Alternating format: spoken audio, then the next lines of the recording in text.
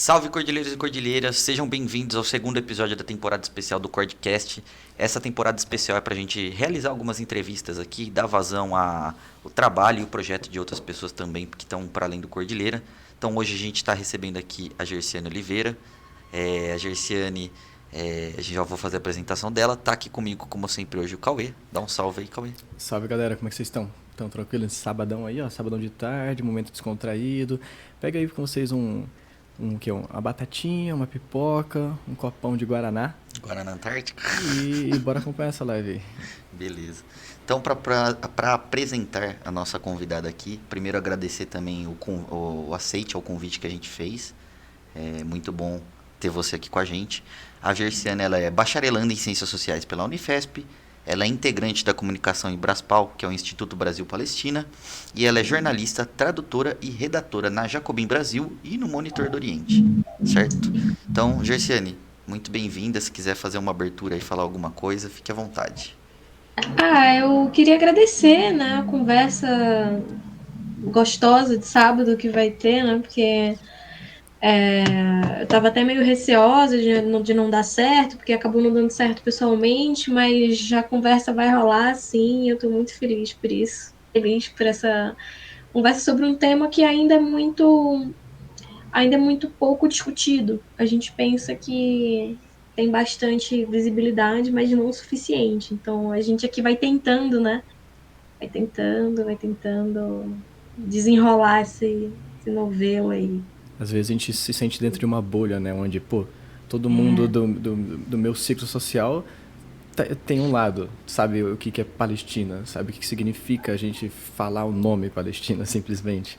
E, uhum. enfim, falar sobre toda o Oriente Médio, a parte asiática. Já dando essa introdução aí pro pessoal da live, a gente também não vai falar só, né, sobre o seu trabalho dentro do Ibraspal, só o trabalho na luta palestina, mas também sobre, pô, o que significa um pouco toda essa parada, esse conflito que acho que não tem como a gente falar de mundo árabe sem falar de conflito hoje em dia, né? Se a gente está de fato fazendo essa comparação, interlocução, esse contato de pessoas aqui da América, pessoas ocidentais, cidadãos ocidentais, em contato com o mundo árabe.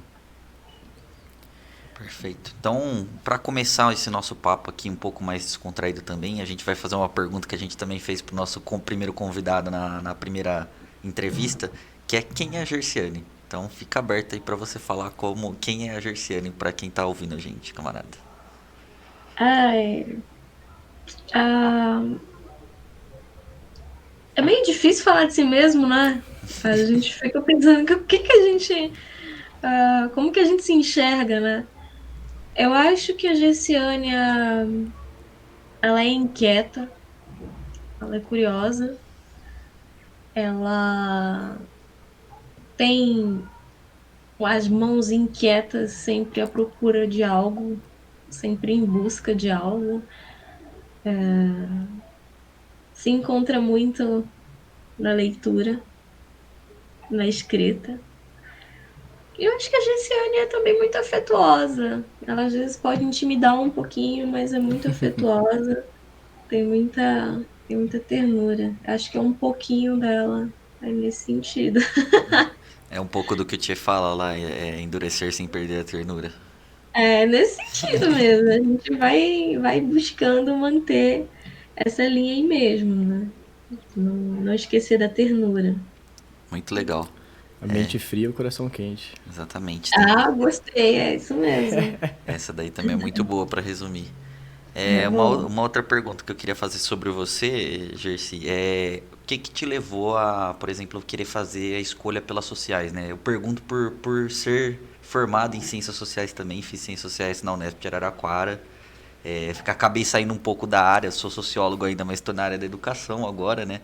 É meu colega, poxa. Então, a gente tem muitos eixos aí que nos conectam. Então, eu queria saber de você, né? O que que te levou a escolher fazer o curso de ciências sociais? Olha, porque eu tinha começado a vida acadêmica no direito. Comecei a fazer direito. Eu ainda era muito nova, eu tinha o quê? 17 anos. E Você entrou na entrei no. faculdade de Direito com 17 já. Eu tava com 17. Eu tava praticamente, né? Eu tava muito infantilizada em algumas coisas. Mas gostava do curso, eu fiz até o quarto período, se eu não me engano. E aí eu pensei, bom, não é nem que eu não gostasse, é porque algumas dificuldades financeiras começaram a aparecer.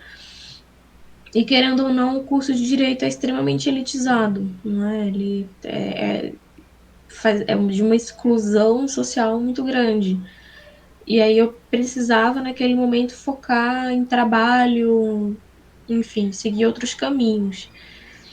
E aí deixei ela de lado, passei um tempo, resolvi entrar para as ciências sociais, porque eu encontrava um curso mais completo. Eu encontrava um curso teoricamente mais vasto de se explorar. Não sei se alguma pessoa do direito vai se ofender com isso, mas eu espero que não. Com certeza Mas vão, com certeza. eu enxergava um curso mais amplo, mais denso teoricamente, que proporciona mais diversidade de, sei, de se aprofundar teoricamente nesse sentido. Eu acho que é essa a expressão que eu estava procurando. E aí comecei a fazer sociais, comecei a, a me adentrar mais, ainda que eu já tivesse uma boa carga teórica sociológica, de filosofia, e já fosse ativa no movimento estudantil, quando eu entrei para as sociais, isso ficou mais latente, né? E aí foi essa a minha escolha. Essa carga Resolvi. teórica, esse, essa participação na política e no estudo social, isso veio com a graduação? Ou isso já te acompanha desde o do ensino médio, assim? Isso veio com. Eu já era comunista desde os meus 14 anos, né? Eu tinha já uma curiosidade nesse sentido quando na escola a minha professora falava, surpreenda-se, falava de Rousseau. E Caramba! eu já achava as ideias dele o máximo, ainda que fosse só um social-democrata, eu Certo. achava o máximo. E aí comecei a me instigar um pouco mais, querendo ou não, eu tinha contato ainda que limitado, né, das definições de socialismo, eu tinha lido Lenin, Que Fazer, e como era um livro curtinho, eu pensei, vou ler. Sim. E achei interessantíssimo. Só que naquela época, como secundarista ainda, eu ficava meio distante do movimento estudantil, eu só observava muito. Mas participei da jornada de 2013, estava lá, Mas. estava a mil lá com várias outras pessoas, aquela efervescência toda. E foi a partir dali que eu pensei, foi a partir dali que começou a radicalizar um pouco mais, ainda que eu já me identificasse como extrema esquerda, né? E pouco tempo depois eu me organizei na OJC. E Bacana. aí eu já entrei ambas as vidas acadêmicas, tanto no direito quanto em ciências sociais, já uma pessoa organizada de partido e tudo mais. Então foi um conjunto de elementos, né? Foi um conjunto de coisas. Até para perguntar se esse Toxic que leu O Que Fazer do Lenin até é muito nova, assim, né? Sim. Qual que foi o seu primeiro contato com a teoria marxista? Foi através do Lenin ou você leu alguma coisa do Marx antes? Foi Lenin mesmo. Fui Lenin, aí depois fui pro manifesto, né? O clássico, que a gente não deixa de passar. E, querendo ou não, na minha casa sempre se teve um pensamento crítico. Meu pai é de esquerda, né? E sempre me incentivou muito essa criticidade na leitura, na música e tudo mais, de compreensão histórica, né? Por exemplo, um livro de literatura que me influenciou muito, eu ainda pré-adolescente, que ele tinha me presenteado Os Miseráveis, do Victor Hugo. Esse livro é muito bom. Que Esse livro é absurdo. muito muito bacana, é absurdo. Eu passava horas lendo aquilo ali, presa no livro. Então, eu tinha muito contato, assim, com uma leitura que, querendo ou não, um tipo de literatura que, querendo ou não, acendia umas faíscas em mim, né? Umas faíscas ali de radicalidade. Isso foi se intensificando com o tempo. Não, absurdo. E só pra não deixar passar sobre o movimento dos secundaristas ali, que tu falou que tu participou, pra mim que não sou paulista, isso eu fui descobrir isso de verdade, não só tipo, teve uma galera lá que foi lá e fez umas ocupação. Não, eu fui realmente entrar em contato com isso, até porque eu próximo da idade de vocês, né? Eu também não tava naquela Só época pra super explicar, ele ligado. é o camarada mais novo que a gente tá. Quando eu digo próxima idade de vocês é porque eu tenho 24. Sou uma Ah, criança. eu vou Aí. fazer 25 semana que vem só. Eu era Olha muito lá, ó. guria, E eu que tô bicho. fora da Olha idade lá, aqui, você então. achando que eu Tô... tava jovem Eu aqui. falo, mano, eu tô entrando cada vez mais no lugar que eu entro, parece que eu sou sempre o mais velho nos Não, ele lugares. tirou a barba Não, agora, tá tá com esse vendo? Eu já vou rostinho de ficar mais bebê. velha que você. Semana que vem eu já tô nos meus 25, pô. Meus 30 já tá batendo aí. Eu já bati nos 30 já, camarada. Você acredita? É que ele Pô, tirou não a barba, né? parece. Não É, parece. assim, Mas mesmo com barba, não parecia, não. sim. Já teve gente que me deu ano passado, no final do ano, quando eu tava pra fazer 30 anos, a galera falou que eu tinha, você tem 19 anos. Eu falei, ô louco, mano. Me dão menos idade, assim, também. Uns 18. Já me deram 17 anos. Eu falei, gente, que maravilha. Quando eu chegar nos 30 vai ser, ó. Vai estar com cara dos 20 e pouco ainda. Meu Deus. Tomara, tomara. Mas não parece, não. Eu acho que é porque você é asiático. Os asiáticos têm uma pele linda, maravilhosa. Também, Olha lá. também. Vocês têm borogodó. Vem de família, mas o lado do italiano aqui da minha família me deixou com uma espinha aqui também durante a juventude Ixi. minha, que é difícil, viu? Não, nem me fala disso. Eu tenho péssimas histórias com espinhas. Quem sabe a gente conta um dia. Eu já ouvi algumas delas já. Mas Jersey, cara, por exemplo, novamente, né? Eu não sou paulista, não falei de onde eu era, na real. Eu sou do Mato Grosso do Sul, então eu sou lá do Centro-Oeste, enfim, eu sou da capital, eu sou de Campo Grande. Entretanto, é um local muito, muito agro ainda, completamente interiorizado. E as informações não chegam lá, principalmente as informações, por exemplo, do que significou esse movimento estudantil, né, dos secundaristas. A tal ponto, por exemplo, que constantemente quando trazem esse tema, eu me surpreendo com a dimensão que isso teve.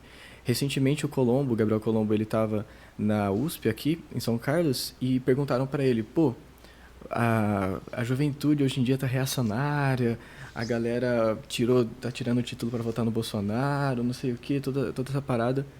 E então, pô, como é que você vê isso, esse lado ruim que a gente está com uma juventude reacionária?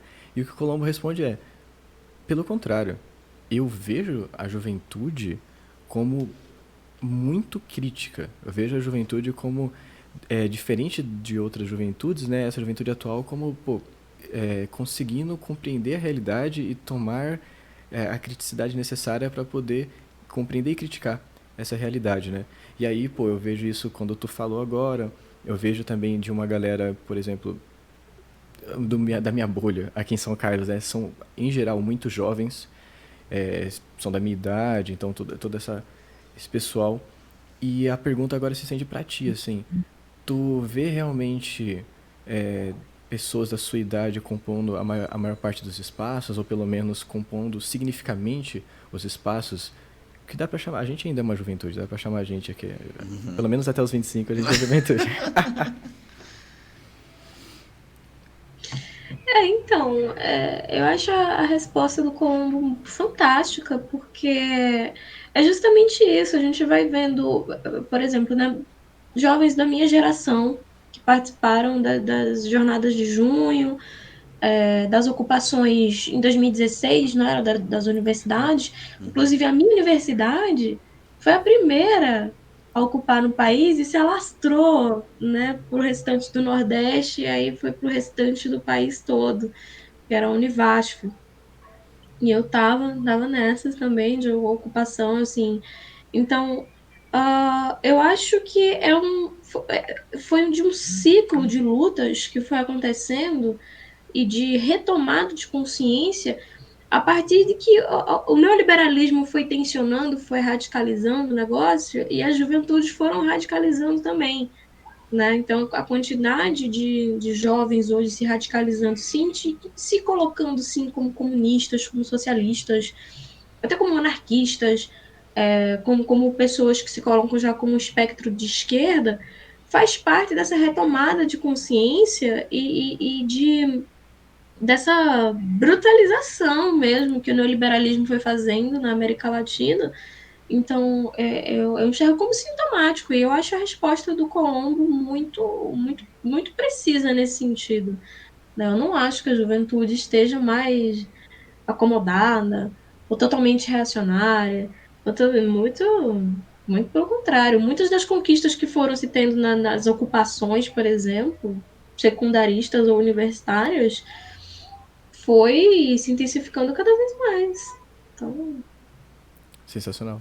Até pela temática que se discute, a forma como se discute as coisas hoje, elas estão cada vez avançando mais, né? Tipo, a criticidade, querendo ou não, ela também cresce de acordo com a é, conjuntura que se coloca, né? exato, exatamente. Tem um texto muito bom, inclusive, sobre isso, eu acho. Eu acho que está no portal do Lavra Palavra. Eu posso estar enganada, mas vocês podem dar uma procurada depois, que é sobre isso, né? Sobre o que é o poder popular e por que as juventudes vem tendo um aumento expressivo, né? De jovens que se colocam como comunistas. E isso não aconteceu no Brasil, não. Isso é um fenômeno que acontece no mundo todo. Várias matérias de grandes jornais apontam isso, né? Jovens querendo retorno do socialismo, jovens europeus querendo retorno da desgraça do socialismo, assim, os grandes jornais assim meio horrorizados, ainda com jovens de países ali que têm um bem-estar social, né? Querendo sim o retorno de um Estado socialista. E é um fenômeno, eu disse, global. Vale a pena lembrar que o capitalismo global está em crise desde 2008, né? Tá, a gente estacionou ali e Exato. mesmo os países ricos estão sentindo isso. Tem até o Exatamente. Mesaros é um autor que vai defender que a crise do capitalismo é cíclica, né? A crise que vai gerar o capitalismo aprofundar a exploração e tananana, né? Enfim, pra gente mudar um pouquinho de assunto também, Jersey, a gente também já viu nas suas redes aí algumas coisas que você gosta muito de xadrez, né? E Gosto. a gente queria conversar um pouco com você disso, como que começou você gostar de xadrez, se você continua jogando muito hoje em Cadê meu dia. tabuleirinho? Olha, que bonito, muito bonito esse aí. Ele tá fechado, né, mas tá aqui. Eu Quem sabe? adoro o xadrez de madeira, assim, eu gosto mais do que aqueles Ai, de eu pedra. também. Acho lindo, lindo, lindo. Nossa, nem fala. Eu tava vendo um vídeo recentemente. Recentemente não, ano passado. O tempo é uma coisa louca na minha cabeça. Tava assistindo um vídeo ano passado de como são feitas as peças do World Chess Championship, né? Do Campeonato Mundial de Xadrez, onde tem o campeão mundial e ele defende o título. São tipo 3 pessoas que sabem fazer isso, sei lá, 3 não, mas é um número entre 0 e 20 de pessoas habilitadas para fazer isso. E é menos ainda quando você fala que cada peça é feita à mão, etc., em determinado país X. E quem pode fazer o cavalo é tipo menos ainda, porque dessas 0 até 20 pessoas, apenas 30% tem os 12 anos de prática necessários pra fazer o cavalo, mano. É um negócio absurdo. E tu. Agora tá rolando, né? Os candidates. Eu não sei agora. Faltou Tipo em uma seleção, português aqui, né? uma O seleção. campeonato pra quem vai conseguir defender. Desafiar o Magnus Carlsen no Campeonato Mundial ano que vem. E tu tem acompanhado isso? Como que tá as suas expectativas para esse próximo campeonato? Próxima defesa de campeonato. Olha, eu tenho acompanhado pouco, eu tava acompanhando mais ano passado, Mas eu sempre dou um jeitinho de ficar de olho ali de alguma forma. Eu vou mantendo minhas expectativas baixas, porque eu fico muito emocionada. Eu fico muito emocionada com esses campeonatos, eu fico muito nervosa, eu fico olhando pra TV e eu fico. Imagino. Como assim você é um grande mestre e você faz uma bosta dessa? Assim, eu fico, gente. Nossa, quando o Ian, então, Nervosa. quando ele teve aquele colapso e começou a cometer aqueles Nossa. erros, você ficou desabado. Eu fiquei. Falei, chega. Vou abandonar o xadrez, fazer que nem um Fischer, vou dizer, eu odeio xadrez, eu odeio isso, eu vou abandonar. Que absurdo. Enlouquecer completamente.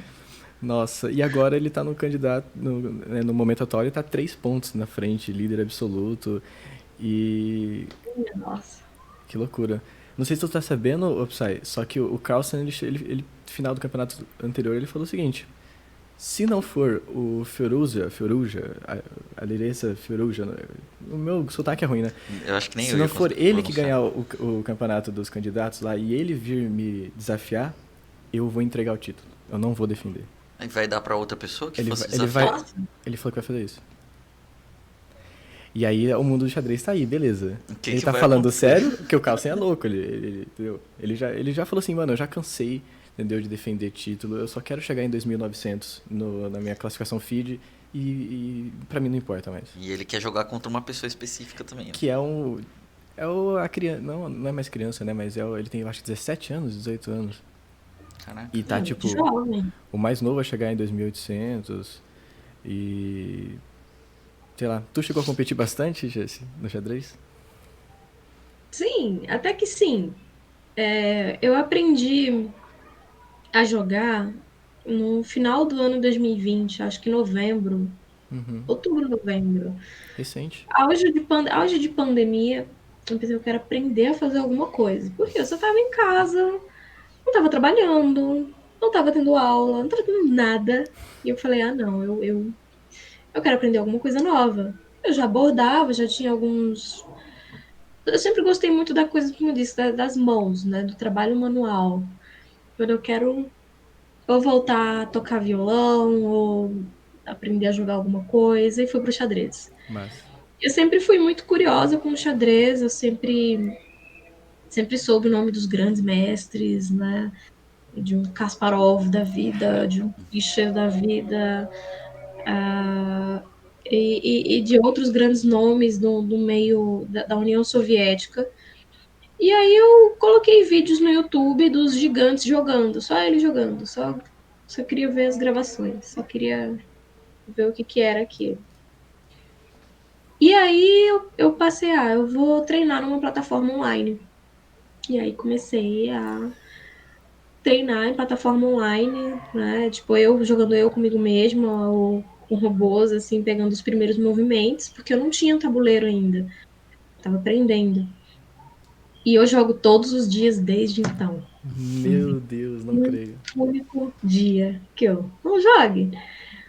E aí, ano passado, quando eu me transferi para cá, para São Paulo, para a Unifesp, descobri um clube de xadrez. Eu falei, me coloca aí, me coloca. E aí eu comecei a treinar com o pessoal remotamente mesmo, porque ainda não tinha nem vacina. Quando eu vim para cá, não tinha nem vacina. E aí a gente treinava acho que era toda quinta à noite. Agora toda sexta à noite. Olha o hobby, uma pessoa de uma sexta à noite. Eu compreendo bem isso. E aí a gente discutia sobre os movimentos, ia jogando, e só se divertindo mesmo ali, aprendendo e tal. E aí depois chegaram, olha, a gente vai passar a competir. E eu, na minha insegurança, falei, me deixa fora dessa, por favor. E eles diziam que não, você joga muito bem e tal. Tenta sim. Eu falei, tá bom, então vou tentar. Então eu participei do Campeonato Paulista, dentre das universidades, foi organizado pela UFPA-BC. E derrotar os pianos foi muito bom. Foi muito bom.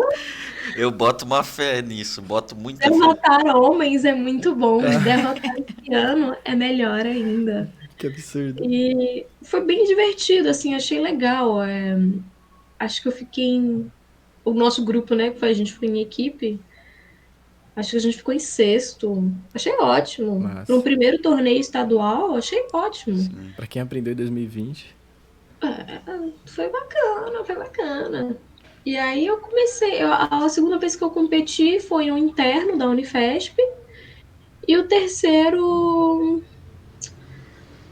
eu ia participar de um organizado do PCB, inclusive que eu botei uma pilha para fazer e tal, o pessoal organizou. Foi lindo e eu não pude comparecer. Nossa, nossa, que eu acho triste. que eu até fiquei sabendo desse campeonato aí, que eu mandei pra um É, outro camarada que gosta muito também de xadrez. é esse mesmo, eu tava enchendo o saco dele há muito tempo pra gente fazer esse torneio, ó. O tempo que eu tava no pé dele. E aí ele conseguiu e eu tive um imprevisto, assim, que eu não consegui comparecer. Mas aí eu fui competindo em outros, assim, torneios pequenos e tal, internos, Uhum. estaduais. E eu acho ótimo, assim, eu vou aprendendo, vou fazendo. E aí me elegeram como diretora da modalidade da Unifesp, né, do estado. E aí, no caso, foi muito significativo para mim, porque, primeiro, que eu aprendi há muito pouco tempo, Uhum. segundo, que eu sou mulher, então seria a primeira mulher diretora da modalidade numa universidade federal, né, do estado de São Paulo. Para mim foi Num esporte machista e, né, machista muito. e elitista, o que fica duas vezes machista daí. Exatamente, exatamente, assim, muito elitista, muito machista, né? É uma coisa que é muito sintomático eu ser a primeira mulher depois de tanto tempo de Uhum. existência de um clube e sempre ser a primeira mulher, a única mulher ali participando mais ativamente nos treinos, né? Nas competições mais internas, assim, eu fico, gente, isso não tá certo, não. Sim, tem uma coisa aí, né? E eu fico observando muito da minha caminhada do início para cá, assim, de passar a jogar mais, a participar mais. Eu não conto, eu não tenho como contar, assim, as inúmeras vezes que eu sofri machismo. Seja de que, ai, deixa eu te ensinar direito isso daqui e tal, sem eu pedir, sem. Ou então de uma visão misógina, né, de me sexualizar, né, de ouvir barbaridades assim, que eu não tenho coragem nem de repetir, Sim. né? Mas é duro, mas eu vou seguindo aí, eu não tenho medo, não. É, Vou seguindo. inclusive, tava pensando aqui agora, a gente tava querendo até convidar a Jersey pra participar algum outro dia de algum outro conteúdo nosso, que você venha jogar xadrez com a gente então. Porque Eu amo, a gente tem um amante de xadrez aqui no Cordilheira também, que é o Derek, que ele não tá aqui hoje, mas ele adora jogar. A gente eu de vez em conheço quando o joga. Derek. É, então. De vez em quando ele joga umas lives aqui que a gente, assim, né? Tem de quinta-feira geralmente tá saindo agora. A gente faz live de jogos aqui também na Twitch, né? Então, dia ou outro o Derek tá jogando um xadrez aqui. Então, se você quiser vir jogar um dia com a gente, tá mais que convidada também. Animo muito, eu sou muito competitiva, eu sou Meu Deus. insuportável jogando. Sensacional. A gente vai ter que fazer um campeonato aqui interno, então. Eu Seria fico de legal. comentarista. Eu adoro, adoro xadrez, adoro. Nossa, eu gosto de comentar xadrez que nem o Psy gosta de comentar futebol, né? Que é sempre fácil, né? Pra comentar Tipo, é olha, o fácil. movimento de fulano ali, o movimento de fulano é ousado. Olha o drible que Fulano ele fez com aquele cavalo ali. é drible. Ah, o cavalo faz umas desgraças, né, gente? Se deixar, o cavalo destrói sua vida, destrói a vida de todo mundo. Meu Deus, eu tô querendo muito fazer as perguntas do jogo bola bate rápido pra você. Então eu já vou fazer duas aqui só pra aquecer aqui, ó. Bate bola, jogo rápido. Cavalo ou bispo? Bispo. Jogos abertos, jogos abertos. Acabou de elogiar o cavalo. Eu gosto muito de massacrar alguém à distância. O bispo lá no final, a rainha lá no final. Sabe, a pessoa só se dá conta depois do que aconteceu Da ali. onde Tipo, que nossa, veio? Onde que Perfeito. vem esse mate? É quando vai ver o bispo lá no canto, despretensiosamente, bloqueando tudo. Então, que bicho. Fazendo um X-ray, assim, né? Por entre os Sim, peões. ó. Olha aqui. Sinto muitíssimo. E então, E4 ou D4? D4. Moderna, moderna. É, moderno. E qual que é o... Ah, o outro é Lichess ou chess.com? Chess.com. Lichess é muito fraco. Ih, tá muito Qual que é a fraco. diferença dos dois pra você? É porque, assim, no Lichess vai muita gente para treinar. Vai muita gente ali para treinar, de fato, pode ser bacaninha. O nível dos jogadores é bem mais baixo. No chess.com, uma pessoa com um rating, por exemplo, de 800, isso pode equivaler a um rating de 1000 em comparação a uma pessoa de 700 no Lichess, por exemplo. É um Uau. nível muito grande de diferença. Foi o que eu notei, o nível de dificuldade. Jogadores do chess.com são mais de guerra, assim. No Lichess, não. No Talvez porque o Lichess, chess.com é mais antigo, eu acho, não é? eu acho que por isso também. Porque o nível dos jogadores realmente é mais. É pegadinho. É pegadinho. Mais disputado, né? E o Nakamura tá no chess.com, né? Então, Exato. Então, assim, Já chama público. interesses grandes, né? Ali. Muito bom, muito bom. Vamos então passar essa primeira parte aqui da as entrevista. brincadeiras acabaram. Isso, já quebramos o gelo aqui um pouco. Quem tá acompanhando aí, que por enquanto não tem ninguém na live, mas o pessoal tá assistindo aí em outros horários. Até esqueci de falar o bom dia, boa tarde, boa noite hoje, né? Eu sempre Eita. falo, esqueci, velho. Então, bom É, dia, boa tarde, boa noite a agora. gente já Só deixa a pra deixar informação. passado. Os cortes é o que rendem aqui, ó. E meus amigos, vai dar uns cortes bons aqui, hein? Esse aqui vai ter corte bastante. Eita.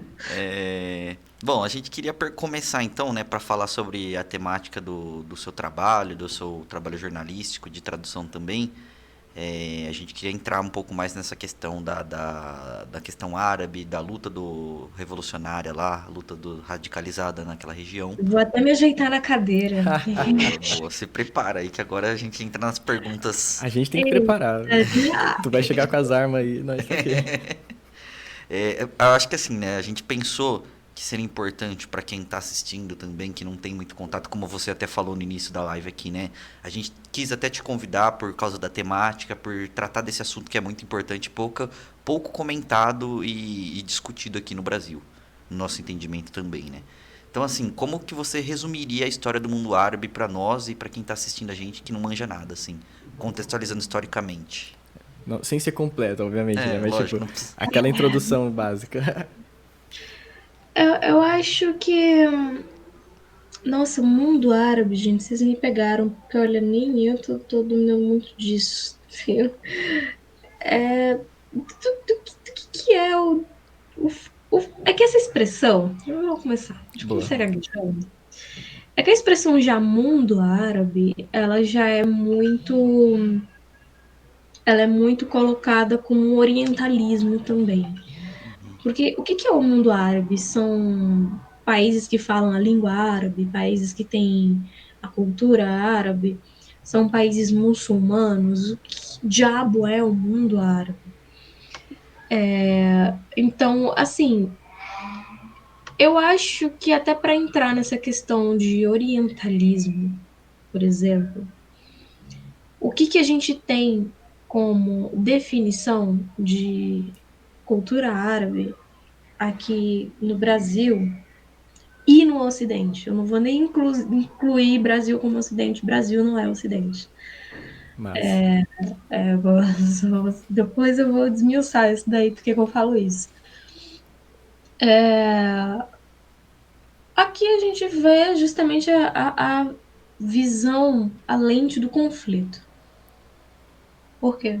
Porque aparentemente é um monte de bestas que não tem cultura, subjetividade, e tudo se resume a conflitos e guerras e horrores. Né? Como, por exemplo, da questão de como que eu aplicaria o orientalismo, né, trazido pelo Eduardo Said da nossa compreensão do mundo árabe. hoje. É que, assim, a descrição é de sempre, é de praxe, né? Uns árabes terroristas aí, enfesados, fanáticos, que lançam bombas onde quer que sejam. E os outros lugares revidam com mais bombas e mortes. E é um ciclo infinito de. É um lugar onde existe um ciclo infinito de barbaridade revanchista, né? É como se fosse uma grande tragédia grega, né? Mas diferente das tragédias gregas, não tem no final uma quebra desse ciclo através da vitória de justiça, né? Simbolizado muitas vezes pelo Tribunal de Atenas. Apenas uma perseguição e luta interminável, né? No caso do conflito Israel-Palestina é uma interminável tensão de terror e de angústia, né? Então é essa visão que vai retirando qualquer racionalidade política do que se passa, porque está submetida a um essencialismo identitário, né? Dois povos, duas culturas, duas religiões irreconciliáveis. A mesma coisa quanto à questão desse ocidente europeu cristão. Essa contraposição que se fazem. São dois povos, duas culturas, duas religiões irreconciliáveis. Né? E daí vai nascer todo tipo de, né, de ideologia de guerra mesmo, né? E é aquilo, sobre essa questão dessa visibilidade de conflito, a gente vai ter apenas algo pré-político.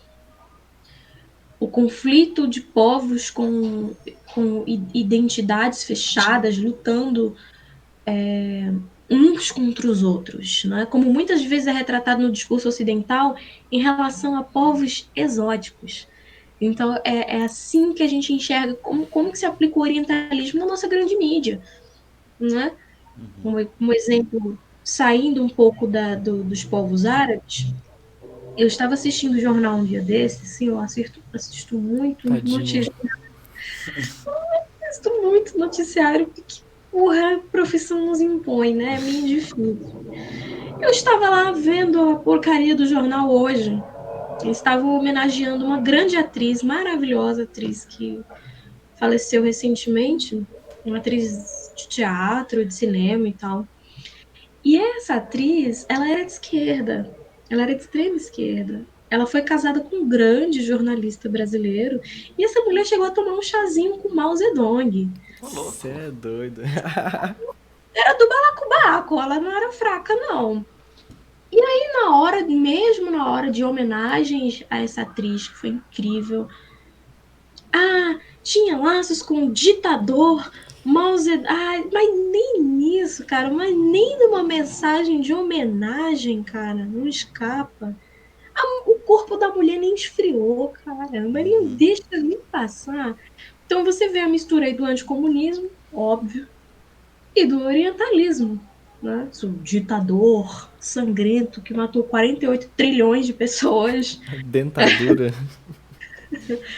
Então você vê nesse discurso dominante da barbarização do outro, que é o outro.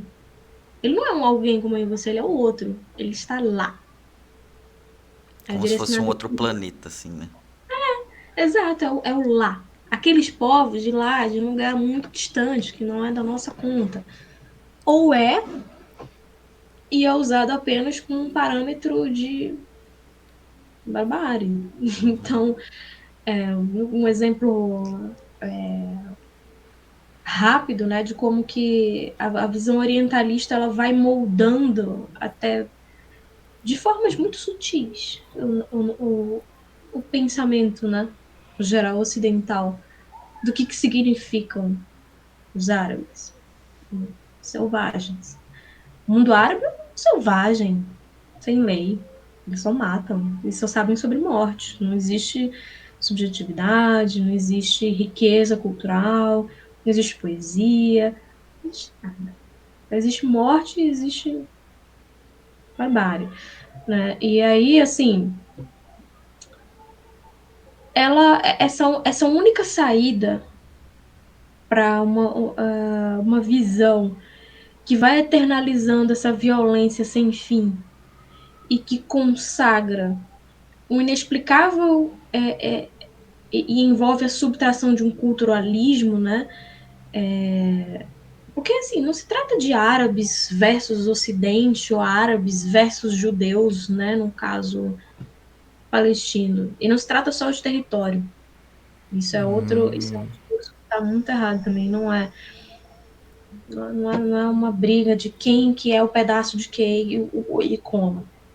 Porque se trata de um genocídio étnico, se trata de uma colonização. Né? Não existe uma questão de vamos fazer assim, assim, essa. Porque até utilizar a palavra conflito não se aplica, porque quando a gente fala em conflito, existem duas partes ou mais conflitando em igual poderio, né? Estão em conflito porque estão em pé de igualdade, tem um conflito. O que está acontecendo como limpeza étnica e como conflito, a parte mais ativa dele é o sionismo. O sionismo causa, perpetua e torna constante com que eles querem realizar a limpeza do território. E não é preciso dar muita atenção aos políticos sionistas, ao que eles andam falando nas mídias, nas redes, nas mídias, etc., porque os fatos que estão postos estão lá. Eles não mentem. Né? Eles não vão mentir. O fato está lá. É uma coisa pública, né? Muito aberto. Não, Mas, absurdo. Você fala, é uma coisa pública muito aberta, né? E, e é uma coisa antiguíssima, né? Então, em 96 que sai aquele... Que o Herzl, agora você vai me corrigir o nome, que ele vai publicar o livro dele com, digamos assim, meio que não criando, eu diria, mas estabelecendo ali o que seria o sionismo, né? Pelo menos o sionismo de uma maneira de maneira bem escrita e bem definida. E ele já coloca lá dentro essa colonização, esses planos de colonizar o estado ali, aquele território. Então, isso é uma coisa escancarada o tempo inteiro, sempre foi escancarado e mesmo assim conseguiu-se conseguiu-se tirar desde o final do século XIX até o século XXI isso. Que violento, que coisa, coisa absurda. sim, sim. Eu tinha dito antes já, em outros meios, que é um destino manifesto adaptado. Né? Existe o destino manifesto dos Estados Unidos, né? Dos americanos, do que eles têm direito a, a saquear, a roubar, matar, fazer o que eles quiserem, porque eles são os donos do mundo. Na ideologia de Israel, o sionismo é um destino manifesto adaptado. Eu falo isso com muita tranquilidade. O apoio dos Estados Unidos quanto ao sionismo, não só contra os palestinos, mas contra outros países árabes, como a Síria, no Líbano, é um exemplo vivo, né, do que aconteceu. Perfeito. É isso que eu digo, é algo que basta olhar o que está no terreno. Os fatos não vão mentir. Eu tava até pensando aqui, com base nisso que você tava colocando, né, desse anticomunismo e como que são colocados os fatos noticiados, né, porque é isso também, né, a galera acha que noticiar um fato também, falando de jornalismo em si, ser imparcial, você sempre coloca ele de uma forma que você não tá falando mal de ninguém ou prejudicando alguém ou qualquer coisa do tipo, né, mas a gente sabe que por trás de toda a escrita tem uma forma de se comunicar algo, né. E até colocando em contraposição isso, né? Porque, por exemplo, eles colocarem que igual você explicou que lá é só o conflito, entre muitas aspas e tananã, é, lá é a barbárie, né? Como você também bem definiu. Ah, lá é a barbárie. Tipo assim, isso descaracteriza o capitalismo quanto barbárie, né? De que também morre muita gente, também se mata muita gente nos países ocidentais e etc, etc, etc, né? Exato, exato. Porque isso entra num ponto muito importante que você falou, porque é uma. A gente vai estar entrando aí sobre o que é imperialismo e esse expansionismo militar, né? Porque sempre, assim, sempre, em toda a história da espécie humana, houve, houve contra o expansionismo militar de alguma potência ou apêndice de alguma potência. Por exemplo, os Estados Unidos e Israel, eles têm uma relação privilegiada. É uma tendência, existe uma tendência oposta, apontando para um futuro alternativo, envolvendo duas palavrinhas muito, muito caras à humanidade, que é igualdade e justiça. Você tá Né? doido. Duas palavrinhas muito caras. Então, quando vocês se deparam com a questão das polêmicas de libertação da Palestina, por exemplo, Hamas, ou qualquer outra força de guerrilha, etc., meu posicionamento é sempre o mesmo, ele não muda, que é no sentido de palestinos, árabes, possam se libertar e possam, assim, dar a sua contribuição para uma bela história que ainda vai ser construída de emancipação coletiva, independentemente da batuta de certos movimentos armados, né? Mas, quanto à compreensão disso, do que é o Hamas, no Ocidente, o Hamas é considerado oficialmente pela, pelos Estados Unidos, pela ONU, etc., como uma organização terrorista.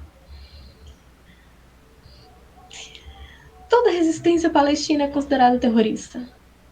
Sem entrar em juízos de valor em si, o que eu penso, o que eu deixo de achar do Hamas, qualquer compreensão que se tem da resistência palestina. Claro que é terrorista. Claro que é terrorista. Claro que é enxergado como algo extremamente criminoso, né? Ainda que eu não concorde com muitos posicionamentos do Hamas, né? São fundamentalistas, né? Em muitos dos seus posicionamentos. Aí, como eu disse, a minha questão é outra. A minha questão sempre vai para outro lugar para desmoralizar o negócio.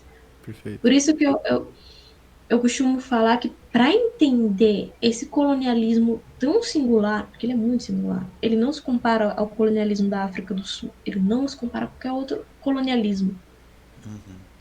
Por quê? Porque ele ainda está acontecendo. Se a gente for falar de colonialismo dos outros países, a gente vai estar falando de um vulcão que foi ativo. Nesse o vulcão está bem ativo, ele está acontecendo agora, nesse exato momento. Então, diferencia do apartheid sul-africano, né? Porque tem suas características próprias, ainda que sim aconteça um apartheid, colonização. Então, para entender as especificidades enormes disso tudo, a gente não vai ter que fazer juízo de valor sobre tudo muito rapidinho, não. A gente vai ter que entender e destrinchar, ainda que eu não seja contra juízo de valor. Pode fazer, mas faz depois. Vamos ver o que está acontecendo aqui, o que está rolando. Né? Então, eu simplesmente dizer, não concordo com o Hamas, foda-se. Isso não vai mudar em nada. Perfeito. Foda-se. Eu não concordar ou você concordar não vai ajudar a gente a compreender o que significa o Hamas naquela região nesse momento histórico, Uhum. sabe? E aí as pessoas ficam nessa de que, mas eu não concordo. Beleza, então o que você aponta como horizonte? Aí não sabe o que dizer. Aí fala diálogo, né?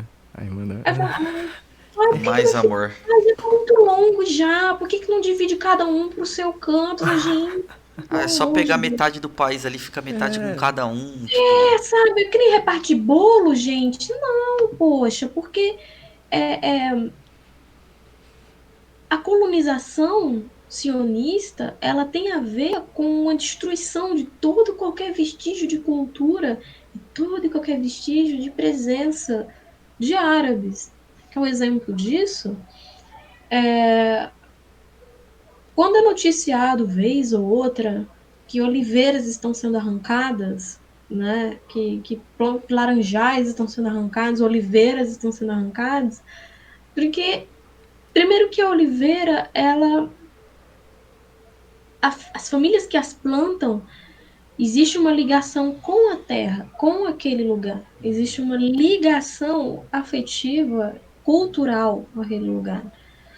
Então, quando eles resolvem arrancar as oliveiras, eles estão realmente querendo apagar a presença humana que estava ali. Porque se tem oliveira, tem presença humana. Não tem como uma oliveira sobreviver sem cuidados, né? Sem cuidado humano, né? Quando você vê em outros países, por exemplo, sei lá, nos Estados Unidos ou algum outro lugar, um restaurante com nomes de pratos que eram árabes se transformando em nomes de pratos israelenses. caramba. Coisas que fazem parte de um apagamento geral, né, de cultura, de um genocídio étnico em curso, que não tem só a ver de que esse pedaço de terra é meu, tem a ver com realmente dominação e apagar quaisquer vestígios de presença árabe. A gente vê uma tentativa agora clara contra a Rússia, né? Com a investida contra a Ucrânia, os caras tirando, não, não. Agora o nome russo não tá na Olimpíada. Agora restaurante russo a gente vai fechar. Agora a gente vai trocar as palavras novamente. Ah, não é. As empresas russas não entram mais no nosso território. Uma russofobia muito latente, né? Aconteceu contra a cultura russa, né? Contra grandes escritores. Dostoiévski banido de bibliotecas. Isso é um absurdo. Coitado, tá se revirando no túmulo lá até hoje, velho. Tolstói, gente, Tolstói, entre outros gigantes da literatura sendo colocados como, entendeu? Como uma cultura a ser jogada no lixo, isso é racismo puro. Eu falo sem medo de ser feliz, é racismo puro. Os atos de censura contra a cultura russa é racismo. Não é preconceito, é racismo. São povos do Oriente, isso também é orientalismo. Aí vão chegar o ser mais inteligente da Terra e vão falar assim: ah, mas não são brancos? Eu gosto muito disso. A relação de racismo, de racialização, de orientalismo, não vem só através da pigmentação da pele, Sim. vem através de uma barbarização daquele povo. O russo, na cultura pop, do que você for observar, sei lá, se você gosta muito de cinema, de filmes, e você consome um tanto,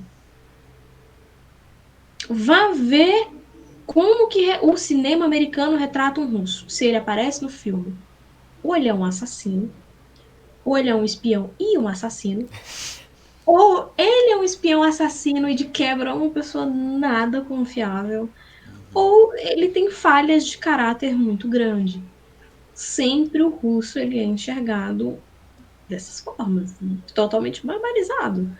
Eu não vou nem chegar naquilo. Como que o árabe é enxergado no cinema americano, né? Porque, assim, uma coisa até que eu já acho que eu já falei em outras ocasiões, citando um estudioso, o nome dele acho que é Jack Hashin, acho que é Jack Shahin, o nome dele é Jack Shahin. Ele escreveu um livro maravilhoso sobre como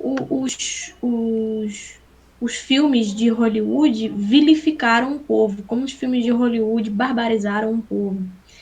Que o nome é Filmes Ruins e Árabes Malvados, né? Como Hollywood transformou árabes né, em vilões, assim. É excelente. Eu acho que tem no YouTube ainda esse documentário. E o livro dele é bacana. Que Vou até basicamente, anotar o nome assim, aqui pra ver depois. isso, ó, filmes ruins, árabes malvados, como Hollywood vilificou um povo, né? Porque, assim, existem muitas. Por mais que a gente discuta bastante, se coloque muito no debate, existe ainda uma urgência muito grande de perceber de que racismo, islamofobia, orientalismo, imperialismo estão sob esse fino véu de defesa dos valores ocidentais e capitalistas, né? De quem é gente, de quem não é, né?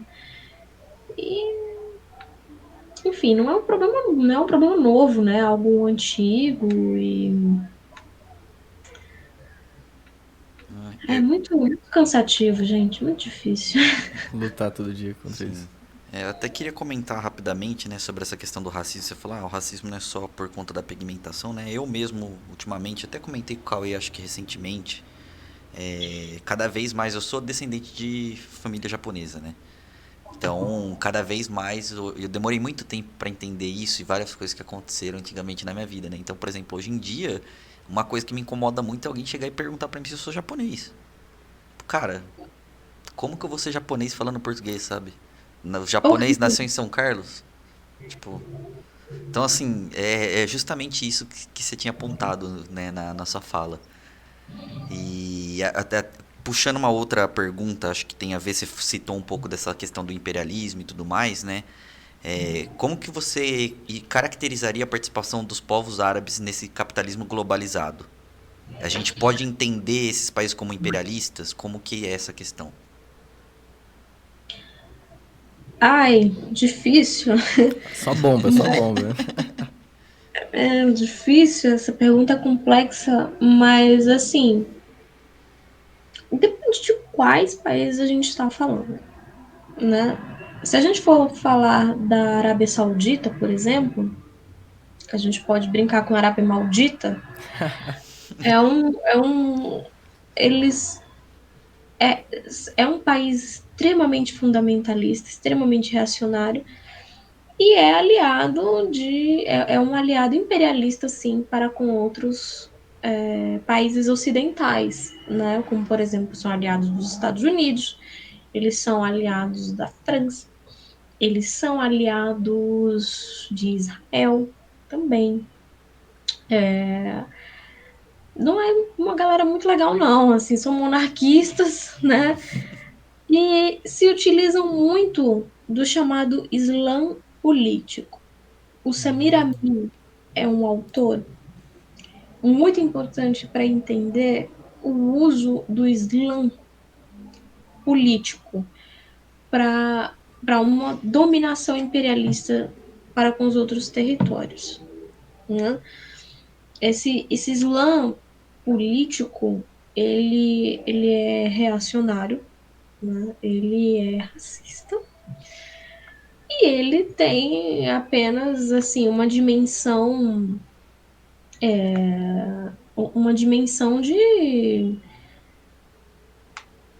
de ave de rapina mesmo, de capitalismo ali nesses territórios, né? Você pode observar a atuação dos caras aí em países como o Líbano, por exemplo, a destruição e tudo mais. Então, assim, antes, ali na época do Nasser, né, o grande líder egípcio, se tinha muito ali a tendência do pan-arabismo, que era no mais a união dos países árabes, né, fazer uma puta coalizão árabe em resposta às ofensivas ocidentais. E já tinha muitos problemas, mas hoje em dia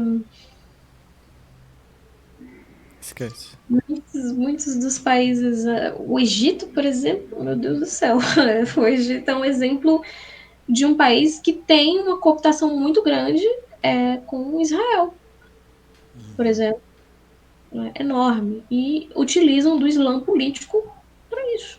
São fundamentalistas e utilizam, né, desse tipo de mentalidade para apertar as mãozinhas ali com o pior do pior para manter o seu muito bem, obrigado. Então é meio. Tá meio caótico ali o negócio ainda. Então existem muita cooperação, sim.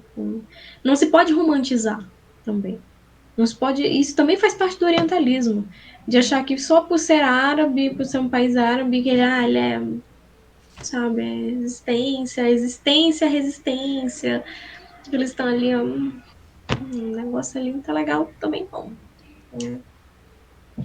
Não, perfeito. E a pergunta ela vem justamente porque dá, chamar por exemplo, monarquias, chamar isso de capitalismo sem realmente um entendimento de como se dá aquela relação é problemático. Mas quando a gente, se você parar de olhar para o que o político fala, como tu falaste, né? O que os políticos sionistas falam, olha para de fato para os acordos bilaterais que são feitos, toda essa discussão, a gente e como se dá, né, a chamar de imperialista, por exemplo, como se dá a relação de alguns países, você falou da Arábia Maldita, adorei o nome, com outros países da região, cada vez cada vez se aproxima mais de desse capitalismo que a gente conhece, esse capitalismo ocidental, vou usar, ó, cunhando termos que não existem aí. E agora que tu falaste, né, de, pô, Nasser, pô, tinha uma ideia de arabismo, etc. Isso meio que vai se desfalecendo e aí a gente tem cada vez mais países é, querendo defender os seus interesses estes capitalistas, então. Interesses estes de, pô, a gente tem, os Estados Unidos chega pra gente, nos dá, compra o nosso óleo, compra os nossos recursos naturais,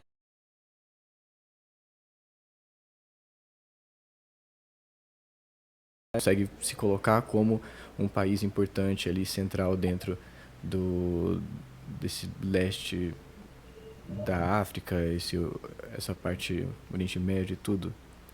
A pergunta foi errada, mas a pergunta então são interesses capitalistas que eles estão querendo preservar quando eles se aliam aos Estados Unidos, quando eles são contra, pelo menos não ajudam a Palestina, se aliam a Israel, tudo. Até porque a lógica geral é que, assim, apoio que os palestinos possam ter. Então, a mentalidade ocidental muitas vezes, nem os países árabes apoiam eles, por que a gente vai se importar com eles? Assim, quem se importa? Sabe, existe um grande abandono geral. Assim, pode existir forças sírias, podem existir forças Líbano, pode existir, mas muito difícil mesmo. Bravo. Você falou sobre fundamentalismo também, acho que isso perpassa toda a discussão sobre os povos árabes e tudo mais, né? E é sabido que o fundamentalismo islâmico tem problemas com os Estados Unidos, né? Mas ele tem problemas com o capitalismo também? Não, porque assim, se a gente for falar. Eu nunca toquei muito nesse assunto de terrorismo em alguma discussão ou alguma coisa nesse sentido. Mas eles possam. Eu acho que eu entendi melhor agora a sua pergunta. Eu acho que os fundamentalistas islâmicos, né? Eles têm sim um problema com o liberalismo ocidental. Eles têm um problema muito grande. Mas não significa de forma alguma nenhum, como é que eu posso dizer? Não existe um resquício de progressismo nesse de capitalismo, nesse mercado exacerbado, nessa, nessa cultura muito aberta que o Ocidente possa propagandear. Então eles têm muitos problemas com isso, sim. É bem, é bem complexo, né? Porque é Contraditório em uma certo ponto também. É contraditório em certo ponto. É contraditório. Porque na Europa, por exemplo, existe uma cruzada também muito grande antiterrorismo. Né? Na França, um exemplo enorme disso, né? De que eles têm essa cruzada anti-árabe, uma cruzada anti-árabe, uma cruzada antiterrorismo, uma cruzada anti-islã, é uma cruzada muito perpetuada, né? Então, assim, por exemplo, por que essa reação acontece? Por quê? Todos os aspectos da nossa cultura, todos, projetam os árabes como um perigo constante. Isso não acontece só na Europa ou nos Estados Unidos, isso acontece aqui também. Os árabes eles são projetados como um perigo constante. Né? Então, a ascensão de um discurso de extrema direita, por exemplo, na França, vai estar muito presente essa islamofobia, e a pregação dos militares envolve uma propagação de medo, medo constante, né, pelo imigrante pobre, pelo imigrante que pratica o Islã, pelas meninas que usam hijab, né? E assim, a política europeia vai criando leis cada vez mais opressivas, cada vez mais repressivas, né? Que envolve a proibição do hijab, que envolve. Então, é claro que vai existir uma reação quanto a isso. É mais do que esperado que uma reação quanto a isso aconteça, né? E aí se cria esse ciclo, né, de violência, né, muito desanimador, né? E a gente tem algumas. é, Enfim, a gente tem essas lutas como a gente tem visto atualmente, mas historicamente a gente teve algumas lutas progressistas, né, alguns grupos progressistas. De cabeça eu vou saber falar do Afeganistão e, enfim, a participação, inclusive, que o RSS teve. É, pro, participação é forte, mas enfim, que o pessoal tava ali do lado do pessoal, lutando pela sua independência, etc. Tu vê hoje em dia também uma participação desse, enfim, de comunistas, uma participação da luta comunista dentro desses territórios e ativamente contra essa, tanto por exemplo no lado da colonização sionista e também do outro lado de monarquias e governos liberais. Olha, é bem difícil. É prática. Pode sim existir forças comunistas ou que se auto-intitulem dessa forma, mas é algo bem, não sei, inexpressivo. Assim como também se aplica ao Afeganistão. Assim, na verdade, muito liberalismo, né? Assim, então, assim, essas forças de libertação podem sim ser progressistas, né, de esquerda, mas eu não sei se encaixam como comunistas. Acho que não. Perfeito. Mas assim, falando até de comunistas, né? Como é historicamente essa luta dos comunistas lá nos países árabes, com os povos árabes, se existe, se não existe? Tem uma tradição muito forte, hein? Tem uma tradição de luta socialista muito, muito, muito, muito forte, muito grande. Uma história, assim, até porque os caras lutaram contra o colonialismo a vida toda, né? E Continuam lutando até hoje, né? Como você colocou. hoje é um negócio muito presente, né? Tem um historiador que eu pretendo traduzir esse ano ainda, mas eu sinto que talvez só vai rolar ano que vem, porque são obras muito grandes e o ano já tá terminando. Já foi metade. Já foi metade, eu levei um susto. É o Maxim Rodinson, o maior historiador de todos os tempos do mundo árabe.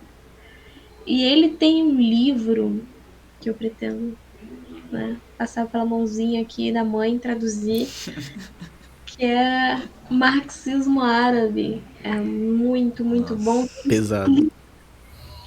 Cara, ele é fantástico explicando de como que essa tradição socialista foi moldando tradições de luta pelo mundo todo, de libertação, sabe? A gente muitas vezes só chega aqui com conhecimento de primavera árabe, que nem foi nem primavera, nem árabe. Exato. Que Essas coisas que a gente aprende na escola é brincadeira, velho. Não, é Brincadeira. melhor nem ir pra escola. Opa, bicho. Enfim, ele foi um grande historiador revolucionário, né? Ele era um comunista, né? Ele vai mostrando de como um legado anticolonial ainda é muito presente, apesar de todas as contradições, assim, né?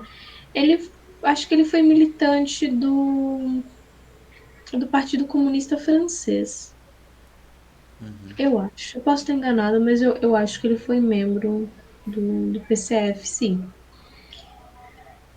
E, assim, quando ele produziu também Islã e Capitalismo, foi um grande clássico dos anos 60. Ele também vai dissecando sobre como que esse Islã político ele foi nascendo, de como que ele foi sendo uma ideologia nociva, não por ser religiosa, e sim por ser reacionária. E ele chega a dizer de como existe uma diferença muito considerável entre o Islã como veio a ser e a inspiração original, né? E ele fala, inclusive, os islâmicos que eram marxistas, né? Ele não perdoa ninguém, assim, caramba. não perdoa ninguém. Então, sim, tem uma presença forte, assim, tem uma história muito rica, tem uma série de revolucionários que a gente aqui não conhece, que a gente não tem contato. Tudo que a gente tem contato aqui é sobre, muitas vezes, orientalismo, subdesenvolvimento. Existe muito a se descobrir ainda. Existe muito a se descobrir. E pelas tuas mãos aí, ó. A gente Mas espera. não, 2000. vai ter lançamento do livro do Gassan Kanafani, pela Labra Palavra. Olha, muito bom. Já Em fiquei. verão.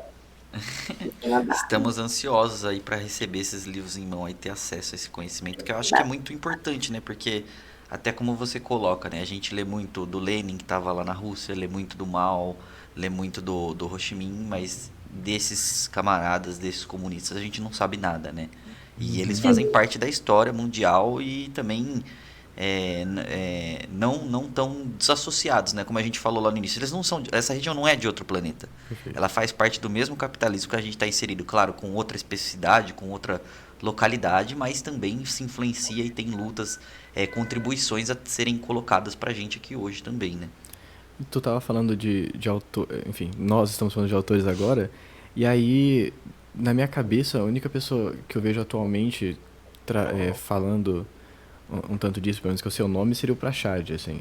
Então, amigos meus, a gente discute. Eu entrevistei ele recentemente, já vai sair. Ó Opa! lá, que absurdo!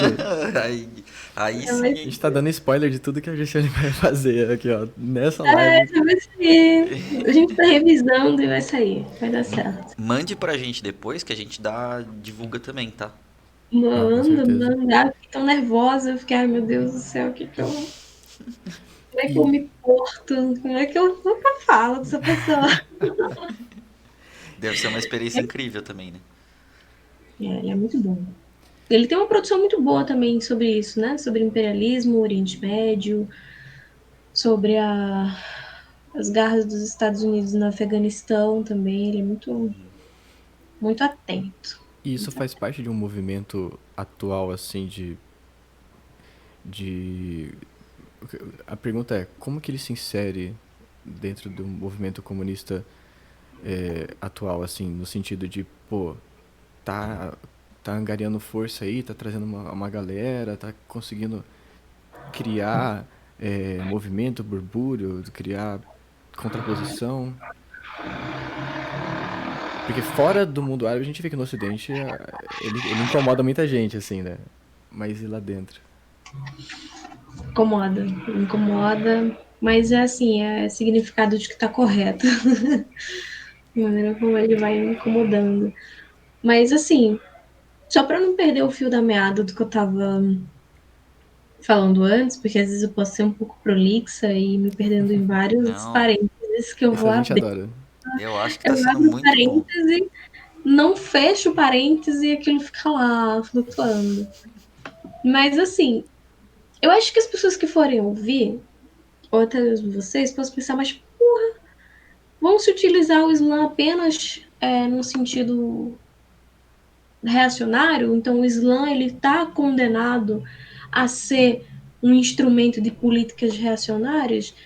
Não, né? Não, porque justamente com o impacto da Revolução Russa e das lutas de libertação que se seguiram ali na Segunda Guerra Mundial, certos setores ali do mundo muçulmano desenvolveram uma espécie de teologia da libertação. Olha, Eita. A gente aqui conhece a teologia da libertação, a clássica católica, né? Aqui na América Latina, que foi ainda é maravilhosa, mas Muito. na época de ditadura foi do caralho. Mas no Islã também tinha, né, essa espécie de teologias da libertação com conotação socialista, né? O Rodinson, por exemplo, ele escreve bastante sobre isso, de como esses desenvolvimentos, esses movimentos, olhando para a carreira de um político acho que era Tatarmir, e tinha um sultão também, que foi um porta-voz dentro do partido bolchevique, para exigências de conjuntura nacional e religiosa para os muçulmanos russos. Ele era um nossa, muito, comunista, muito interessante essa história. e ele era bem famoso no meio ali, ele era um líder muito, muito aguerrido, né, de buscar manter vivos esses direitos, né? E o Lenin apoiou esse sultão. Né? Ele apoiou em vários contextos, né? E, enfim, assim como Rodinson, eu acredito também que é possível um islamismo de libertação, né? Assim como a gente tem feministas islâmicas, né? Feministas, autoras muito, muito interessantes, muito importantes desse eixo de esquerda dentro do Islã, é a Lila Bulhud, a gente tem a Fátima Mernissi, nossa, tem tantas assim, tem muitas, muitas. Né, Doralice? Minha gata apareceu aqui. A minha tá dormindo no sofá desde o começo. Oh, Oh, meu que Deus do céu. fofinha. As manchinhas, coisa mais fofa. Meu É Deus. linda, né? A Sim. cara dela. Continuando a tradição de comunista ter gato, né? É, então, o Derek até postou esses dias lá no stories dele que cachorro tá acima de gato, mas Não, desculpa aí, Derek, gato é mil vezes melhor. eu vou tirar a carteirinha de comunista Olha, dele. Lenin tem um retrato com gatos, não é à toa. Tem até aquela foto que você me mandou no Zap lá esses dias, né? Sim, do Aquela foto lá é guerrilheiro de maravilhosa. Brasília. Seria legal colocar aqui, inclusive, porque aquela foto é maravilhosa. Editor, coloca aí agora. Vai, Nossa, vai ele aparecer com aqui no cantinho. Então, assim, é uma. Pode sim ser possível o islamismo, né, de libertação na mesma linha de teologia da libertação cristã que a gente teve aqui na América Latina, né? E isso poderia acontecer enquanto o portador de tal tendência fosse um movimento popular, né? Fosse verdadeiramente construído pelos próprios trabalhadores, né? E assim, ai, Dorinha, não faz isso, filha. Pegou a sua xuxinha. Agora É, eu. ela não faz isso, filha. Devolve pra mãe, filha. Ela tá querendo aparecer na live também, pô. Já era. Perdi minha xuxinha, perdi meu fio da meada, mas tá aí. Vamos aproveitar então pra avançar um pouco também nas perguntas, né? A gente não quer tomar todo o seu tempo também desse sábado à tarde. Deixar um pouquinho ali pra você Eu descansar. confesso que a minha dor de cabeça não passou, eu tô assim. Meu Deus. Não, mas em breve a gente já acaba também pra gente não tomar muito tempo seu. Eu vou fazer uma Imagina. pergunta que talvez seja um pouco grande, que a gente tinha dividido em algumas, né? Mas acho que casa com tudo isso que você tá falando, né? Primeiro, tem essa questão do orientalismo, que a gente, pelo menos inicialmente, colocou como campo de estudo, né? A gente sabe que pode ser para além disso, que a gente não sabe a melhor forma de definir também. Que tem, onde os autores como o Eduardo Said vão contrapor Ocidente, Oriente e tudo mais, né? Então a gente queria que você pudesse falar um pouco mais disso, até colocando um pouco, explorando um pouco mais o que você falou anteriormente, de, por exemplo, o Brasil não ser um país ocidental, né? Tô me encontrando aqui ainda. As engrenagens. Plá. Mas eu vou começar respondendo do final pro início. Por que eu falo que o Brasil não é Ocidente? Porque o Brasil é América Latina. América Latina é o terceiro mundo.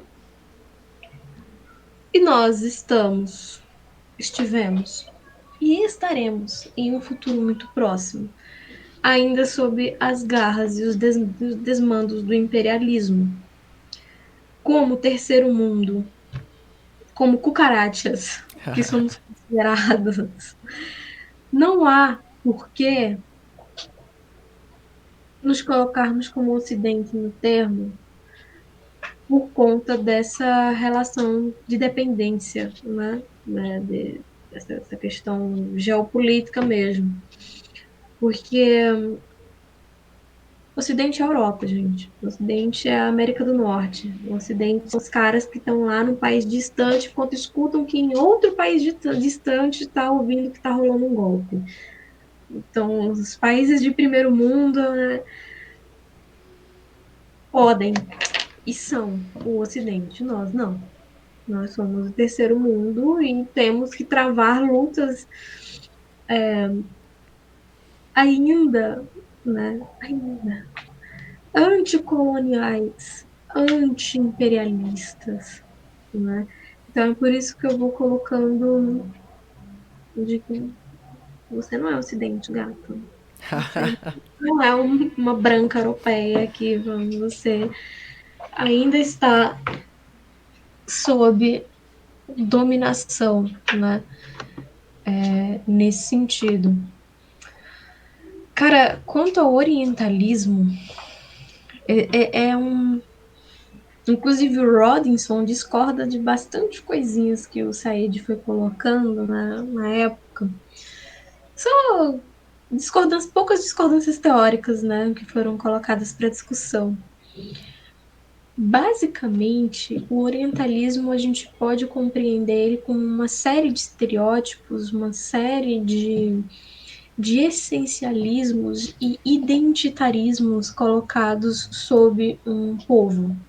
Por exemplo, eu expliquei muito no início de que o que são os árabes, o que são o mundo árabe? São aqueles selvagens lá que estão se digladiando, sei lá por quê, sabe? Porque eles são selvagens, né?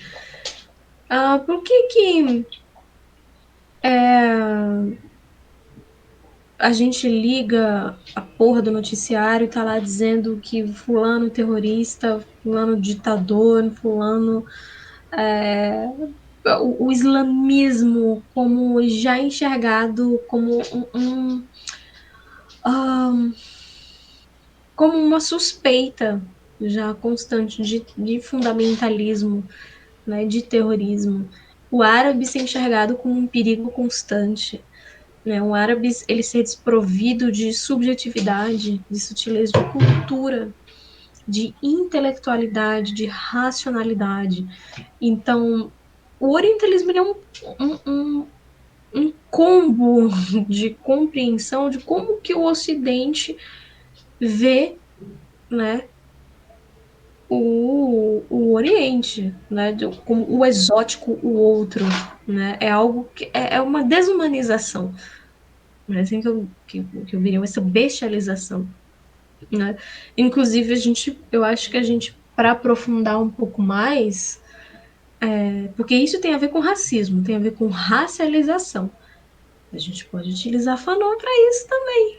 Né? Fanon, inclusive, ele foi um grande defensor de uma cultura árabe, de uma cultura muçulmana. Ele tem escritos maravilhosos sobre um pouco sobre o assunto, né? Sobre a coisa fantástica do que eram as mulheres reivindicando usar o seu hijab, sim, senhor, porque ela quer, assim como outras lutas igualmente importantes, né? Lutas envolvendo a defesa da cultura, envolvendo a defesa dos seus países, de defesa, né, das suas vidas. Como ser muçulmano, o Fanon coloca isso, hein? Eu coloco isso. Ser muçulmano não era nem algo limitante de consciência, mas por conta de serem, que justamente levava essa radicalidade de defesa, né, de libertação, de valores de libertação. Então, enfim, é muito pano para manga. É, Mas existe existe então essas contradições. Você falou que o Rodneyson ele discorda de algumas coisas do Said. Existe por exemplo, o orientalismo de Said é uma boa maneira de se enxergar, de se caracterizar como o Ocidente observa os orientais, os árabes? Ou é uma forma meio pitoresca? Eu diria, o Dorinha de novo, eu diria que é bom sim de se ler, de se compreender e se discutir. É um autor que de forma alguma é dispensável, assim, de maneira nenhuma. As discordâncias entre os dois eram coisas muito sutis, assim. Eu acho que o Rodson, acho que a diferença é que o Rodson ele queria expandir um pouco mais a compreensão do orientalismo nesse sentido religioso. E aí, enfim, ambos os autores são maravilhosos, têm que ser lidos e discutidos e dissecados. Bravo. uma outra pergunta que a gente queria fazer, até você acabou citando um pouco disso, eu acho, quando você falou do exemplo do sultão que levou contribuições do Partido Bolchevique e tudo mais, né? A gente queria entender como é, se você souber um pouco dessa história também, claro, como é que se davam essas relações políticas dos povos árabes com a União Soviética, quando a União Soviética existia, e como que se dá isso desses povos com os países socialistas hoje. Olha, hoje eu não sei. Eu sei que com a União Soviética era uma coisa muito conflituosa, especialmente sob o comando de Stalin, né? Porque em Stalin, naquele período, se tinha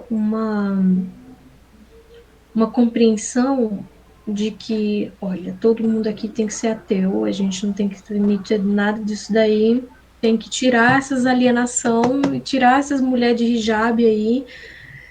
Inclusive, aconteceu algumas, alguns protestos de queimas de hijab, né, no Afeganistão. Uhum. E isso gerou consequências assim muito fortes, né? De que, bom, agora a gente vai reagir. Os afegãos reagiram forte pra caralho.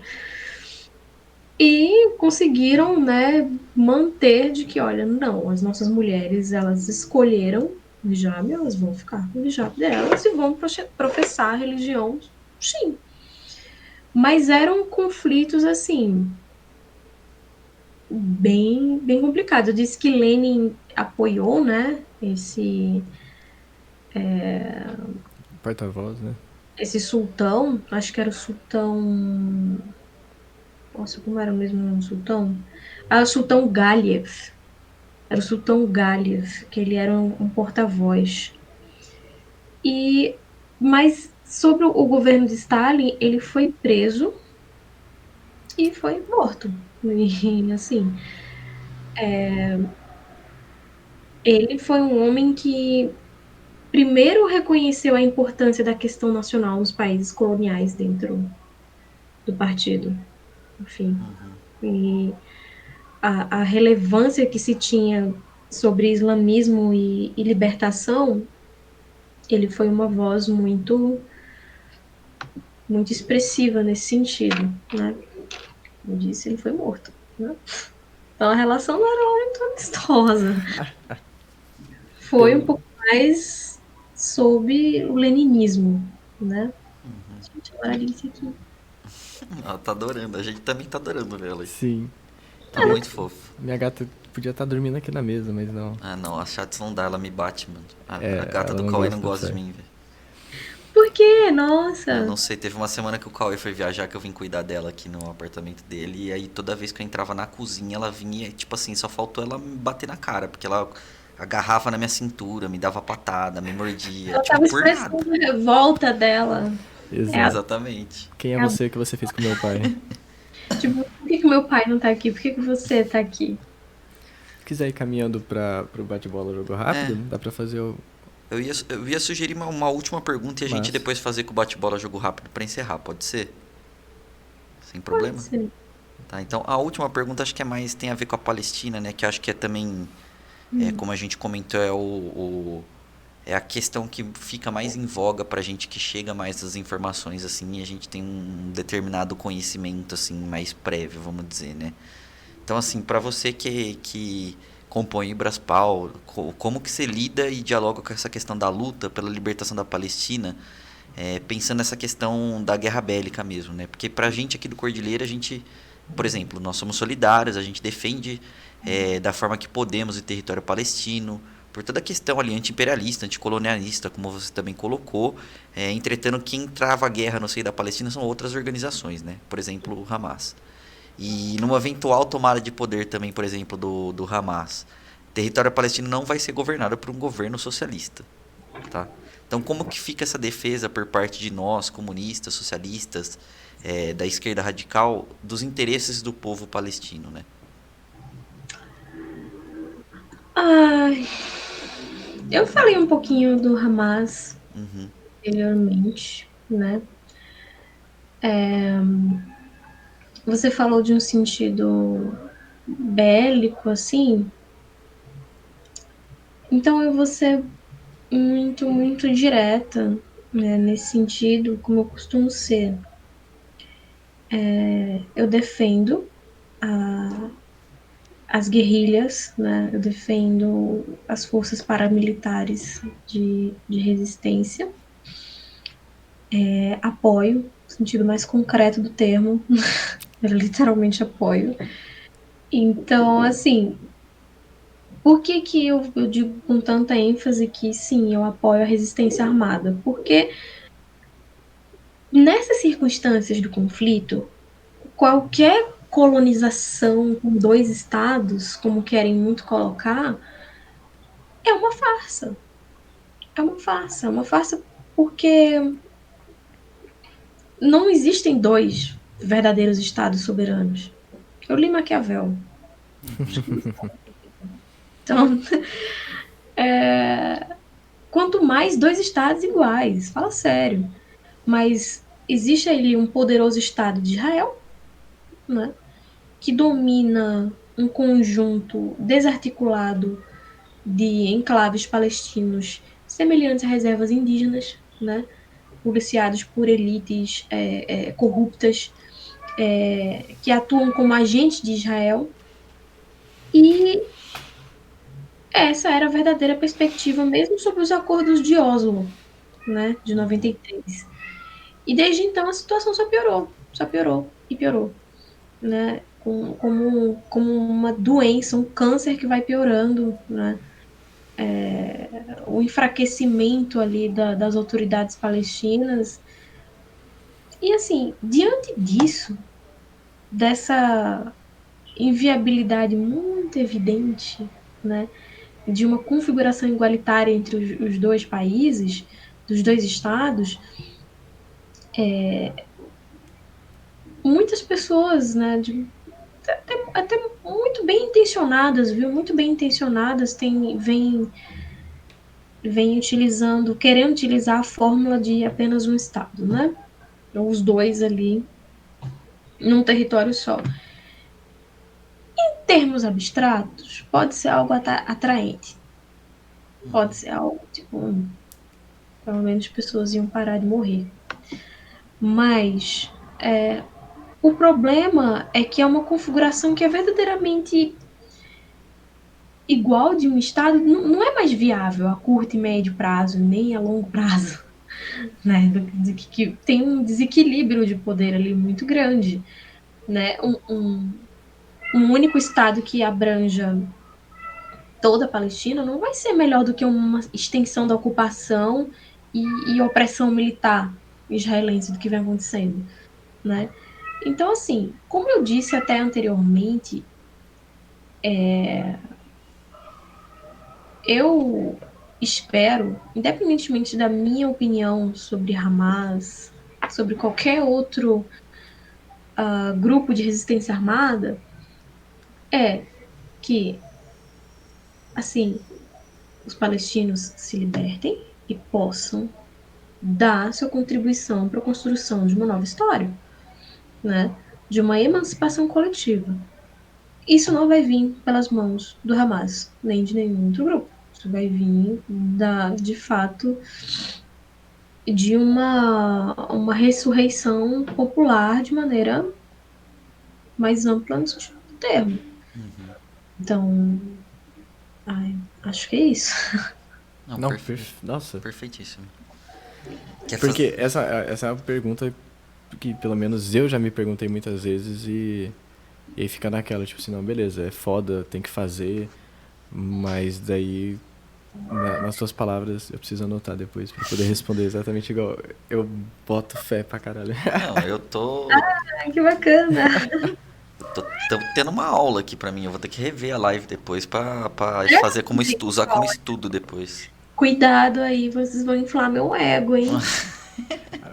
É o que a gente quer. Vamos fazer então pra acabar com um papo um pouco mais descontraído também o bate-bola jogo rápido pra gente encerrar a entrevista, então? Vamos. Então vamos lá. Primeira pergunta: quente ou frio? Quente. Por quê? Porque eu sou pernambucana e eu aprendi a gostar do calor. Meu Deus. Deve ser sofrido pra você aqui ir pra Socorro. São Paulo, hein? Olha, é sofrido, eu só fico assim, ó, de casaco. Mas não fazendo tão frio. Eu sou muito. Eu sofro. A próxima: doce ou salgado? Doce. Doce. Qual doce você mais gosta? Mousse de maracujá. Eu prefiro de limão, mas Eu maracujá também ia falar que a brabo. de limão é imbatível, né? Mas não é Mousse. que a outra é ruim também. Muito bom. Arroz por cima ou por baixo? Por baixo? Essa é a resposta que eu gosto. É Oxi, essa que a gente oxi. espera, né? Por baixo, levantando os colchetes por baixo. Que história é essa? Sopa é janta? Sopa é janta. Convicção. Parada. E sopa é caldo? Calda é sopa? Ou caldo é sopa? Caldo é sopa. Caldo é sopa? E sopa não é caldo, então, é outra coisa. Sopa não é caldo. Porque sopa. Nossa, não sei, me perdi. Essa é uma pergunta que a gente tá entrando em muita dúvida ultimamente. Como que você definiria, tipo assim, o que que diferencia uma Nossa. sopa de um caldo? Uma sopa, eu chamaria de sopa porque, tipo, geralmente a sopa da minha mãe leva macarrão, muitos legumes, um caldo mais encorpado, até mesmo carne. Já o caldinho pode levar alguns legumes, mas não tem macarrão, é só caldo. O Leandro respondeu pra gente quarta-feira que o que diferenciava pra ele era a consistência, né? Foi Ele falou isso? densidade. Densidade. Tá vendo? Densidade, porque na sopa é uma coisa mais encorpada. E no caldo, A sopa não. da minha mãe é menos encorpada do que o caldo. O caldo ele já tem até aquela densidade de fato, aquela viscosidade, tem uma viscosidade diferente. E a sopa pra mim tem uma viscosidade bem aguinha. Mas aí, enfim, acho que temos tradições. Minha mãe, ela também tem, minha mãe não é pernambucana, mas minha avó é, mas Ana, ela é do Araripina, ali da parte mais do Agreste ali. conheço. Olha só que absurdo. Primeira vez que eu escuto alguém falar que conhece Araripina, que absurdo. Conheço, sou de Petrolina, como é que eu não vou conhecer Araripina? Ô, louco. Conheço.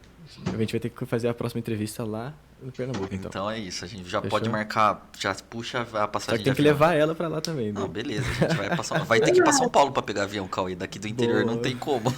Sem frio. É, Pernambuco, frio, só 30 graus a partir das 9 da manhã. Aí disso que eu nossa, gosto. aí eu que vou sofrer lá, galera, porque, mano, eu moro em Araraquara, Araraquara na língua indígena, quer dizer morada do sol, né? Então, tipo assim, lá É? não venta, tipo assim, você Não olha pras venta. árvores, a folha tá parada, velho. O que eu sofri nos primeiros anos lá em Araraquara foi de sacanagem. Não, Petrolina é assim. Tá em casa. Vai ter. Biscoito ou bolacha? Biscoito. Biscoito. Muito bom. Foi convicta. Eu gosto da gente que ela é convicta. O Leandro ficava no banco assim, não sei, Não sei. Ah, se é recheado ou não. Pernambuco a gente fala biscoito. Então é biscoito. Acabou. Perfeito. Chiclete ou bala? Bala. Abre aqui. Ó, Meu Deus! Mudou de cor, né? Oi, Dora. transformou. Ela tá muito danadinha hoje. Eu ia, Derrubou pro- o tabuleiro. eu ia até aproveitar pra fazer a pergunta gato ou cachorro, mas acho que já tá Esquece. colocado, né? Colocá-lo, né? Eu sou leninista, então é gato. Pesado. Quem gostava de cachorro era Trotsky. Pesado. Eu não ia comentar isso. A gente aqui, ó, a gente aceita todas as pessoas, entendeu? Não necessariamente, Ai, meu não Deus. necessariamente trotskistas. Não, brincadeira, brincadeira. Ponto alto da live é essa pra mim. Porra, falei pra caralho, esse é o ponto alto. Vixe, agora. Desculpa, mas foi só uma brincadeirinha aqui. Série ou filme? Sério. Qual série que você gosta mais? A sua preferida? Aquela que veio na cabeça Nossa, agora. que difícil. Eu gosto tanto. Um gênero, então. E a minha preferida é Sopranos. Sopranos. Oh, Nossa, você tem que assistir essa série ainda. não é toda pessoa que fala isso. Cara, vamos assistir, aí fazer uma análise da série. Eu gosto Você muito é de louco. fazer análise. Review de séries. Próximo Nossa, quadro do Cordilheiro. Eu já tinha falado pro Cauê que a gente quer fazer um cine Cordilheira também aqui nas lives, então... Seria bacana, envolve muitas pessoas, pô, de fazer análise. Eu gosto muito de ficar analisando muito todas as. E Sopranos é uma série enorme, é muito densa, né? Então tem como analisar em vários pontos ali, dá muito pano pra manga, né? Você é Seja doido.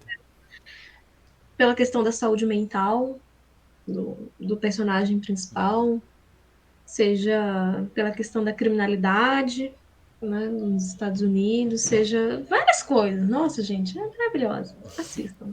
Vamos marcar então que a gente vai assistir junto com a galera do chat aqui algum dia. Ai, Agora é uma pergunta difícil, hein? Essa é difícil. Um desvio liberal. vixe. Se você não quiser falar, tudo bem, entendeu? Você pode falar assim, Passa. abstenho. Eu acho que eu sou individualista. Eu acho que isso é um desvio liberal fudido.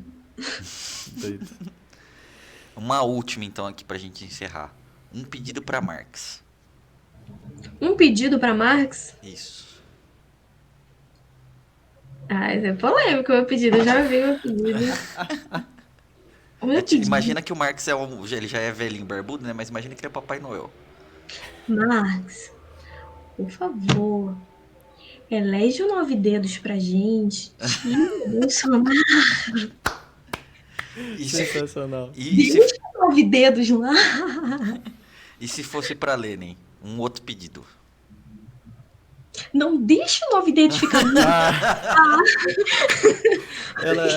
Ela ganhou, esquece. Deixa eu ficar muito tempo, porque o 9 dedos a gente já sabe como lutar, como bater de frente, como o Bolsonaro.